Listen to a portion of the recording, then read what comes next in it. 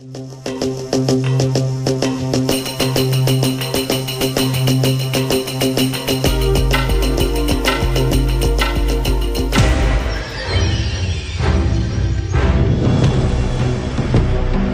segundo inca, nombrado con anuencia de los españoles, fue Manco Inca, que luego dirigiría la gran rebelión contra la presencia europea en los Andes.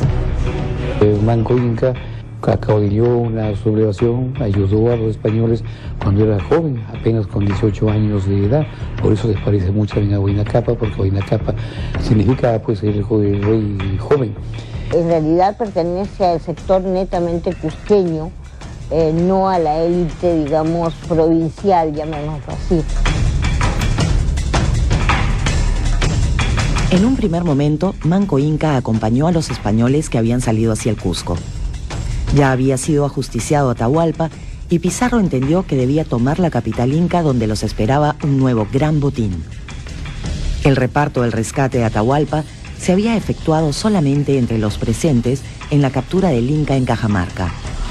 Todos los españoles que habían llegado después, incluyendo al mismo Diego de Almagro, no habían recibido nada y pugnaban por conquistar el Cusco para hacer de un segundo gran botín de guerra. Manco Inca acompañó la marcha de la hueste hispana. Es más, estuvo en la vanguardia junto a la caballería española, combatiendo a las tropas de los generales de Atahualpa, que resistieron en una serie de pasos sin saber bien qué estrategia adoptar. Tanto Atahualpa como Calcuchímac habían sido ajusticiados, y Quisquis decidió retirarse hacia Quito sin dejar de combatir. En todos estos combates, los españoles contaron con el favor de los partidarios de Manco Inca. Sí, era joven, pero además realmente demostró muchas dotes de manejar la situación, porque evidentemente trata con los españoles y los trata como aliados, como hacían los incas con los distintos curacas cuando le convenía.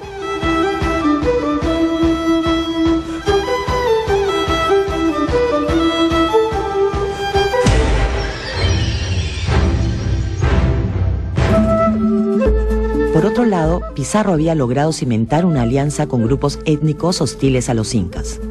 En efecto, algunas macroetnias sometidas al imperio guardaban vehementes deseos de autonomía.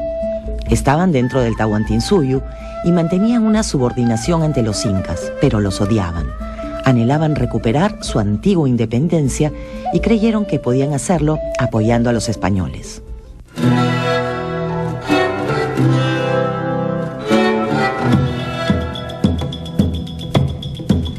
Se trataba de los chachapoyas y de los huancas. Ellos lucharon a favor de Pizarro en muchos combates. Asimismo, el bando de los europeos estaba reforzado por los cañaris. Ellos habían peleado por Huáscar y habían capturado a Atahualpa al comenzar las hostilidades. En esa ocasión le cortaron una oreja, afrenta muy humillante entre los orejones cusqueños que lucían con gran orgullo su particular anatomía. En aquella ocasión, Atahualpa los quiso desaparecer y estaban con la soga al cuello cuando los sucesos de Cajamarca.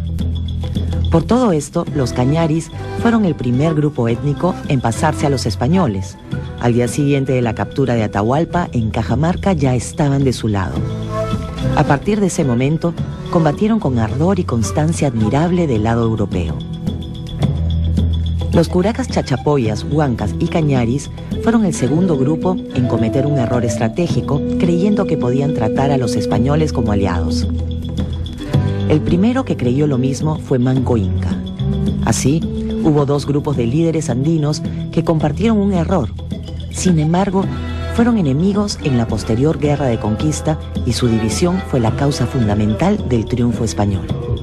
¿No? Nosotros hace 30, 40 años pensábamos que los incas conquistaban mediante la guerra, la batalla, y sin embargo, no todo nos indica hoy día que la guerra fue un recurso secundario en la conquista, que se dio una conquista más bien por convencimiento, por presión, por fuerza, pero por fuerza de la razón.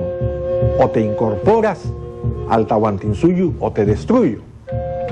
Y eso también, ¿no?, contribuye, eso también es causa, es germen de la caída de los incas, de la debilidad de los incas cuando se enfrentan al mundo europeo, a los españoles. Los grandes curacas andinos carecían de experiencia sobre el propósito de los europeos y no comprendieron que había una enorme maquinaria detrás de la primera avanzada que había invadido el Tahuantinsuyo. Ellos no percibieron que los españoles habían llegado para quedarse e imponer su pleno dominio.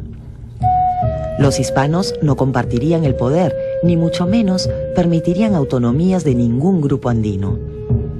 A lo sumo, premiaron a sus aliados andinos con algunos privilegios, pero completamente subordinados al dominio español. Por ejemplo, algunos señores cañaris fueron nombrados encomenderos en unos pocos distritos rurales del Cusco. Creía que Pizarro era el vengador, el que iba a poner en tranquilidad al Cusco después de la enorme guerra y matanza que había suscitado el grupo de Atahualpa en esa lucha que había entre incas, entre panacas, entre familias por el poder, que no era nada novedoso, sino era un episodio más de lucha por el poder, pero pronto se desengañó de que estos señores no venían a ayudar. Se desengañó de que no eran enviados de Dios Viracocha. Se descubrió inmediatamente de que era gente que lo utilizaba a Manco Inca.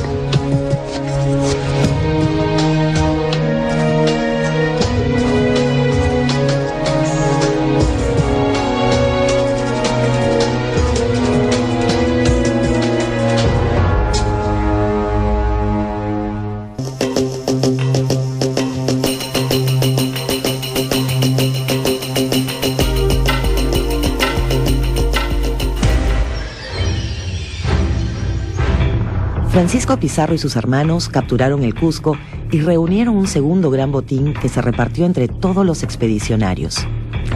Pero aunque Almagro era en teoría el segundo de la empresa, la familia Pizarro se quedó con toda la riqueza.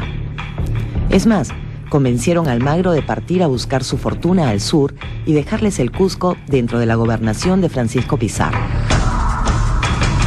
Se formó una expedición española que partió hacia Chile, llevando como caudillo a Almagro y compuesta por centenares de recién llegados que querían nuevas conquistas para saciar su sed de metales preciosos. Esta expedición que partió a Chile fue acompañada por un ejército inca al mando del Huilac Humu, a veces llamado el sumo sacerdote, pero a quien encontramos combatiendo a lo largo de todo este periodo. Bueno, era el jefe de las ceremonias, el supremo jefe, y Huillac es sagrado, y Huma es cabeza sagrada. Más bien vinculado a las actividades religiosas, pero eventualmente desempeña funciones políticas. La identificación con el supremo sacerdote es más una categoría española. Y en el cerco del Cusco es muy importante ver cómo, mientras Manco Inca está haciendo celebraciones rituales, el Huillac Humu dirige las tropas, ¿no? Y eso demuestra que su posición no es la de un supremo sacerdote dedicado solamente a los aspectos de culto, sino que, digamos, el culto era una actividad intercambiable.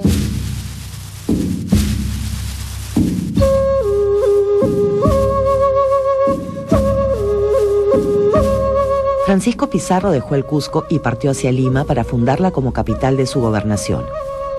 Lima fue destinada a garantizar la comunicación por vía marítima con la madre patria. El marqués gobernador también se dirigió a la fundación de Trujillo.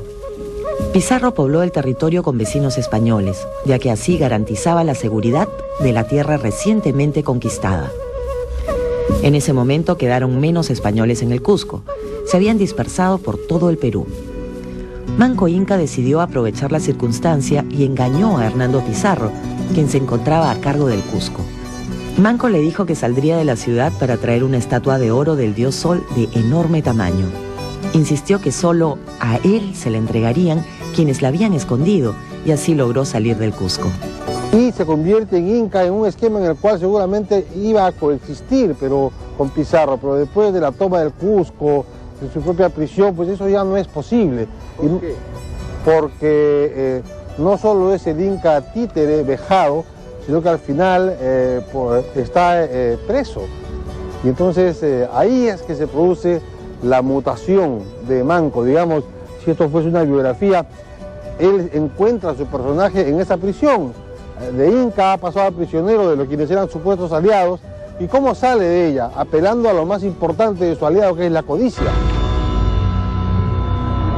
Y entonces dice, pues vamos a, déjenme ir a buscar oro para entregarles a ustedes, que era lo que le estaban reclamando, pero además porque tengo que hacer unas celebraciones rituales. La codicia se sobrepuso a la estrategia, a la táctica.